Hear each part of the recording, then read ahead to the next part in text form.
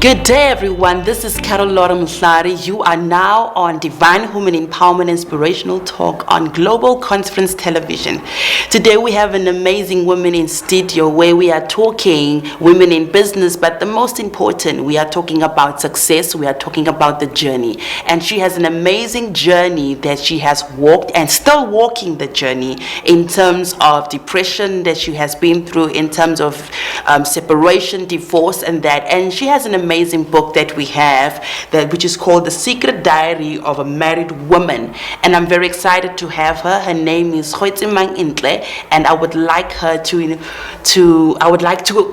welcome her on the show. It's going to be an exciting show because it's things that are happening in South Africa, it's things that are happening around the world where women go through divorce, women go through rape, women go through depression, getting, infected with HIV, and getting married with wrong partners or so forth and that. And also at the end of the day, they still make it, they're still successful in their businesses, they're still doing it and all of that. And I just felt like, let's bring her in studio. Welcome. Thank you. Welcome. Thank you so much. Thank you so much. It's an honor. It's a privilege. It's really, I'm very excited. Like your book just, I really want to know what's the secret of a diary of a married woman, because I'm not yet married. So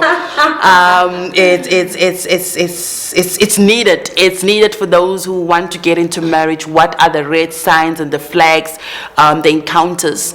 And as I can see here on your tagline here, you've got HIV, you've got divorce, you've got prostitution, you've got depression, you've got rape, you've got homeless, abortion, and abuse. Yes. All in this book. She's got it all written down. Are these the things that you encountered, or let's break it down about how did it all start? Let's start with your journey with this book, with what made you write this book. What are the challenges? Can you give us your story about the challenges and because clearly from your challenges, this is where this book actually got birthed, right? The book is, it's a fiction, it's stories, different stories, about 8 to 9 different stories. Each story is unique. Each woman is facing a different problem. So it was easy for me to relate with the stories because I went through almost all of the topics that I talked about. So I was diagnosed with HIV about 13 years back. Yes, I've been living with HIV about 13 years now, yes. And on the book, I mentioned that on that specific story, I was talking about myself. I've also been divorced. I've also had incidents where I was almost in challenges where I felt like I would be a prostitute, and yeah, almost everything. I was homeless. I was a drug abuser. Everything, almost everything, every story there, I can relate so easily with the woman there because I went through some of the things myself. So tell me, so this, I'm just touched because you wouldn't even say that you look so well, you look so great. You wouldn't even say that you've been infected. So was this with your husband, or so? Because this is going to be a very deep interview, because we are this series today that we are doing. Apart from the success and journey, it's a story that needs to be heard. And it's going to help women out there because it's sensitive, it's raw, yes. So for me, I'm going to try not to get emotional because it's for me, when I'm reading all of this, for one person to go through all of this, I'm like, my God, it's a lot. So tell me, was this in your marriage with your husband that the infection started, or was it something before? Like, take us to the basic of it, to the beginning. Okay. Yes. What happened was immediately after matric. Actually, I faced rejection almost all my life from growing up, and I also faced rejection from my own father, from my stepfather, and going forth until I finished matric, and I had a child. As a teenager, I think I was about 19 years old, and when my stepfather chased me out of his house, which we have a very good relationship now, so that's when I realized that it was just a spirit. It was not per se him being not good to me. It was just a spirit that was following me, because we now have a very, very good relationship. He's an amazing guy. He's a very amazing guy. And after being chased out of his house, I was trying to fit in, you know. I was taken in by a guy I was involved in at that time, and I fell pregnant. He also rejected me. And after that, I lived very carelessly, associated myself with wrong company. And while we were in a club, the person put something in my drink. After putting something in my drink, it was more like a drug, so that I couldn't fight for myself. And the word on the street, because I wasn't sober, the word on the street says that he dragged me into the male's toilet and raped me. Apparently, he was not the only one. He called a whole lot of them. They enjoyed themselves. Apparently, there were other men looking and saying all this stuff like, yo, she deserves it, what, on all these things. Unfortunately for me, at that time, I didn't have more knowledge about HIV. And when I realized, the time I realized, I went to get tested. When I realized what happened to me, I went and got tested. When I got tested, I found out I was also HIV, because rumors were saying that the guy who did all these things was HIV positive. I found out I was also HIV positive, and it was very difficult for me. Unfortunately, I only found out later. What happens is, when in this day of time, when you discover that you are HIV positive, or you are raped, or something happened that you can explain, you go to your nearest clinic or the hospital, and they give you a treatment that will flush out. It should be within 24 hours. But at the time, I only realized later. It was like already months has already passed, and there was nothing they could do about it. So I was in denial. It was the most difficult thing ever. I was in denial. I was in pain. I was just a mess of a person. That's how I got infected. It wasn't per se in my marriage that I got infected. I came inside my marriage with the disease, yes. And you're still married today? No. What happened? I'm not. I'm divorced. Yes, I'm divorced. I got married, and I told my husband that, you know what? Yes, we can get married. My ex-husband, when he proposed, and I said to him, yes, we can get married.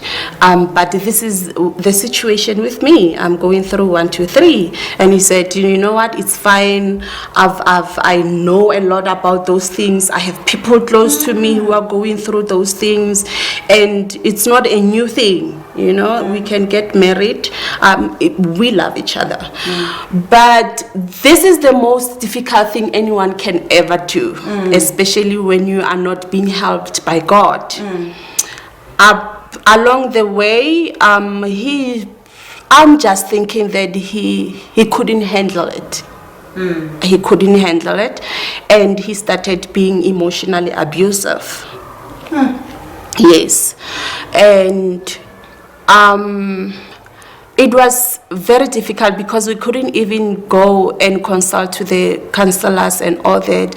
After coming back from the counselors, he would tell me that I'm telling people about my status, I'm saying this and that, I'm backstabbing him and all that. He was HIV negative, by the way. And he decided that he wants to divorce me because this is the most difficult thing anyone could ever do. You know, you're HIV so negative. his capacity to handle the fact that he married a woman that is he couldn't handle. So he thought in his ego, he thought in his masculinity that, oh, okay, I can do this. I can do this. But when he got into the boat, he realized that he can't stir the boat. He can't. It's not that easy. It's not that easy. Yes, so at that point in time, I think he was going through his mind to say, like, the excitement of settling down, the excitement to think that, oh my God, I can actually, I can conquer this and all of that. I've got the stamina to do it. I actually lied to myself because he was bargaining. Unfortunately, it did not happen. Okay, he did file a divorce. And on the settlement, he said that I didn't tell him about my status, and I must forfeit because we're married in community of property.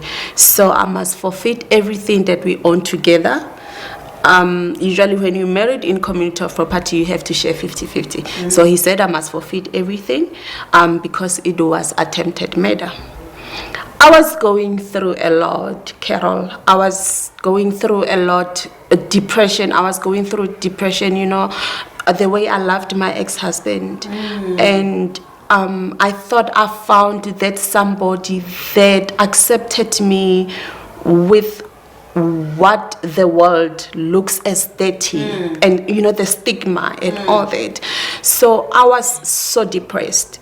I got a part-time job, but I couldn't last there. That's how depressed I was. I just left. One day I just packed my bags and left. I couldn't handle anything. It was very difficult. It was so difficult. So he gets married to you and he decides to... So the honeymoon phase for him turned into a horrible phase because he felt that it's not what he really wanted. Yes. And then he files for divorce saying that you didn't tell him that you are HIV positive. Yes. Now, I'm trying to understand how I don't even know how to put it. I can actually. Because how can you know for the fact that the woman is sick? Yes. And you come into it to fight. For me, it sounds like someone that just... And you understand? That was sent, by who? I don't know. You understand? and then you... And destroy me. Jonga, and for him to say that it's attempted murder and it needs to mean that all the 50-50 comes 100% to him. Yes. For me, that sounds like someone just needed a quickly access just to set him up straight. Exactly. Sorry, Yeah. It's basically that how it looks like. Yes. Because there's no compassion in it anymore. No mercy whatsoever. No mercy, no remorse to it, nothing. That is true. For me personally, that actually looks at a man's character disorder. Yes. Because you knew for the fact that getting involved with you, this is the thing. And now when it was too hot in the boat for him to stir, the capacity just decreased, not increased. Not increased, yes. He felt like, no, I can't do this. I can't do this. And now he decided to move. Yes. And he came up with a whole lot of excuses that you don't love my family, you don't do this, you don't do that. It was just a whole lot of new things that I didn't even know about. The problems that I didn't even know that they were in my marriage. And it made me realize that, communication in marriage is number one. If you don't communicate with your partner, all these things are growing inside of you, and all of a sudden you just blow and you talk about things that your partner didn't even know about. And by that time, you've already drifted and there's no turning back. How did his family treat you? How did they handle the case when they found out? Look, they now know that. The reason why I'm asking this is because if I'm a mother and I know my son is getting married to someone that is HIV, yes, you you check the whole point, but then you think of from a parent point of view, the child is grown, they've made their decision. How did they welcome you? And after now, when he can turn around and say that you didn't tell him. Okay. They didn't know. What he told me was that this is my issue between you and me. Oh. You don't have it to tell it to anyone. And I want to say this to whoever is going through is tested HIV. Be careful of people who are telling you that you shouldn't tell anyone. It's because of they want to later use it against you. Yes. He told me that it's our own thing. We don't have to tell anyone. As long as he accepted me like that, there's no need for anyone else to know. So the family only found out when we were going through a divorce, when he came up with the stories that, he's divorcing because of 1, 2, 3, 4, 5, but which was not even the truth. Yes. So we are now at the fact that now they were probably shocked to hear this, and then they also start standing with their son now. Yes, that is. It was the most difficult. So you've been living with us for the past 13 years. Yes, I've been living with us for. And how did you come out of the depression? What was your overcoming stage? To regain. I'm just putting this all together because it's a very deep story, because you moved from HIV, you're now divorced. Let's go through the process. Okay. We've dealt with now with the HIV, we dealt with the divorce, we know that you've been depressed, we've dealt with the rape, and now let's talk about the homeless and the abortion and the abuse. After being divorced, I had to go back home. I was raised by my grandmother. I had to go back home to my grandmother's house, and my family was very supportive, very welcoming, and everyone was just holding my hand. And my mother, most of all, more than anyone else, my mother was just there and being supportive in every way possible. But our parents, our elders, if I may put it that way, they see Christianity as a fashion thing, And my grandmother was a very sickly woman, so some of the relatives had to come and take her to a sangoma because she was very sickly, and she came back with those muti thing that she had to burn inside the house every day. How difficult that was for me. I was struggling a lot. I was raped by demons. If this is new to you, I don't know if you know those things, and these things that they're burning, they're attracting those evil spirits, and I'm the only Christian person. My mother is married. She's born again, but she stays in her house, and I'm here with my grandmother, and she doesn't know anything about Christianity, about God per se, about being born again. She goes to church, but it's a whole different story, And they had to bend those things, and it was very difficult. I was a mess. I was haunted by demons every single night. It was very difficult. I had to move out of my grandmother's house, and my mother had a one-room shack somewhere in a squatter camp. I moved there, just like this small, very small, just a little bit, a hot plate there, And I moved there with my daughter. I've been through too much. I was so depressed. We didn't have any source of income, any food. We had to go and borrow money from a guy, our neighbor, who was selling drugs to survive. He is the one who was giving us money for bread. Bazalwanis were nowhere to be found. I had nobody. Yes. I had to move there. I moved to Tembisa because there was a church that I used to go there. And when I moved to Tembisa, I was staying with a friend. A friend invited me to come and stay in her house. But the sad thing about it was that her husband was working far away, and when the husband came over the weekends, I had to make a plan of where I was going to sleep. So I was moving from one friend to another, one friend to another, one friend to another, with a big bag of clothes. It was so difficult. It was the most difficult season of my life. So the abortion and the abuse, I'm just going as we're going along. Okay. The abortion and the abuse part, is that happening during the process of where you being homeless? Or what was happening in that? The story of the abortion is a story that happened personally. It happened before I could even be born again. So I could relate. I wrote a story about a woman there who couldn't give birth, and she remembered that it's because of she had an abortion while she was growing up. So I could relate, because there was a time where before I was born again, I found out that I was pregnant, and I wasn't ready with. It was after the rape situation? Yes, it was after the rape situation. I wasn't ready. I wasn't ready And to at think all. that so many men in doubt, and like, do you understand? Do you understand? So how do you explain? How do you even explain exactly? You know, how do you even?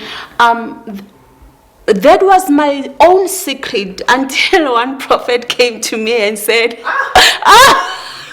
that was my own secret with God, you know. And then I said to God, you know what, Father, what do I do? How do I even give birth to this child? How do I even raise this child in this situation, you know? And it was my own thing with God, you know, until one prophet came to me and said, are you sure you felt pregnant only once? Because there's a baby girl crying. And it made me to open up, you know, because it was my own secret with God. After I knew that, you know, there's another person knowing, I don't know how. So that's when I started to open up. I think the baby girl needed to find peace, Yes, and know yes. that you have. She wants you to find peace, because you didn't have peace. That's why she didn't have peace at all. So the story of abortion, actually, I didn't go into it too much in the book. I just wrote about a lady who was struggling to have children inside the marriage, and the cause of it was because of the abortion that she had when she wasn't even in Christ. So I could relate to the story. Yes. Wow. And it's true though that when something like that in that instant happens, you do take a while, because it's a blood that's crying out. It's a soul that that feels it was cheated out of life. I always say, you know, you don't judge the women that there's reasons why they actually do these things. Not that we condone it or what, but a person has to be merciful and always thoughtful about it, because situations at that point in time, you don't know what to do. You think of the best way to handle it.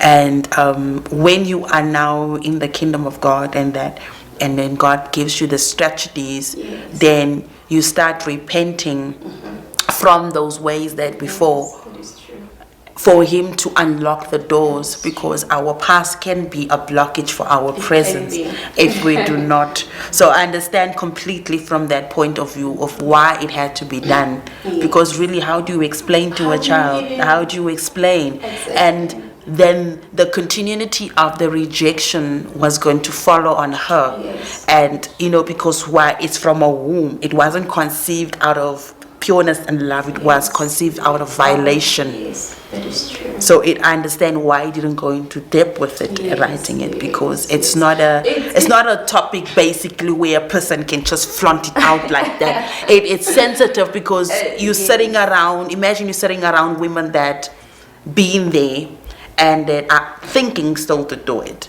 Yes. Do you understand? So So I'm just looking at it in that perspective. So tell me now, out of all the abuse and all the abortion and everything, how did your rising now? Let's talk about the rising. Let's talk about the comeback of Goitsemang being now moving from, what's this word? From a zero to a hero, from a test to a testimony. I'm telling you. From a nobody to a somebody that travels around the whole South Africa and being a voice to the voiceless. Yeah, sure, I'm telling you. One thing I didn't even tell you about is that there was a time where I was so depressed to a point where I stopped taking medication, and I got so sick because of it. I became so sick. I was at hospital, and I was so angry at God. For my divorce, for the poverty, for the homelessness. I was so angry about a whole lot of things. And I was like, Father, why all these things on me? Why couldn't you just give me one problem to handle? You know? It was, I wasn't even praying at the time. And but I was seeing people dying in that ward every single day. I saw people dying every single day. I was so skinny. And you know, when you stop taking medication, when the disease comes back, it comes back even stronger, like demons. You know how demons operate back, like demons, stronger. It comes back with other diseases. And then I was diagnosed with TB, and they said I didn't have enough blood. There was a whole lot of things going on. And thought they were dealing with you, hey? I thought to myself, this is the end of me. I'm gone. I'm gone. This is it. I'm done. And you just sinked in. Yeah, I'm done. I'm done. And that's where God actually pops in. Exactly.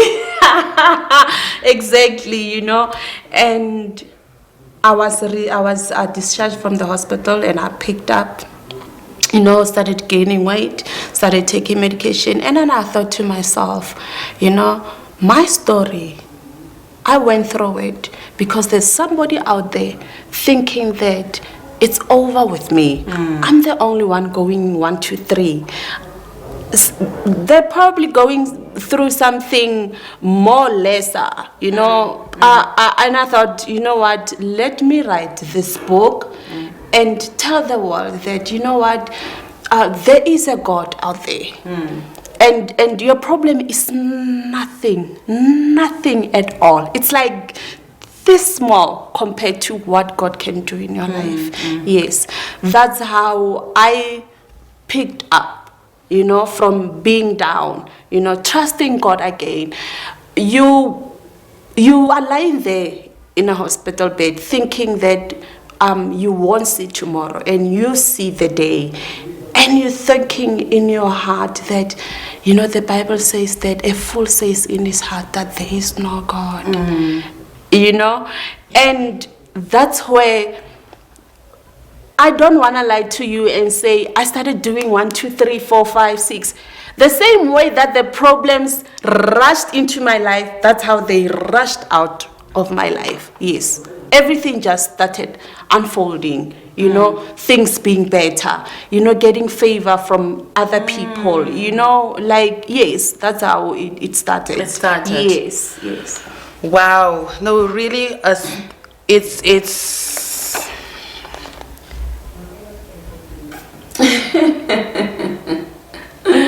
Yeah, I don't pause this long in a show though.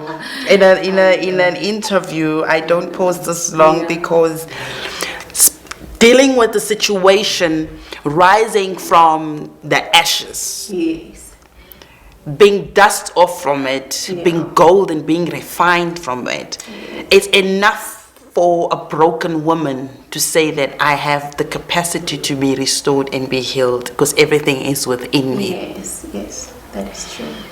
you have been chopped to the ground level. The only thing that kept you alive and kept you going was God and nothing else.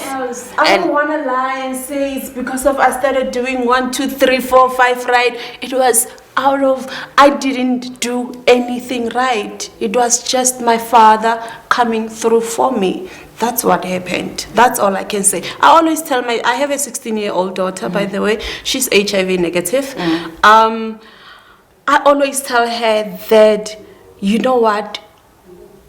If one day I can die and you remain here on earth and you depart away from God, you'll be the biggest fool I've ever come across. You have seen God with your own 2 eyes.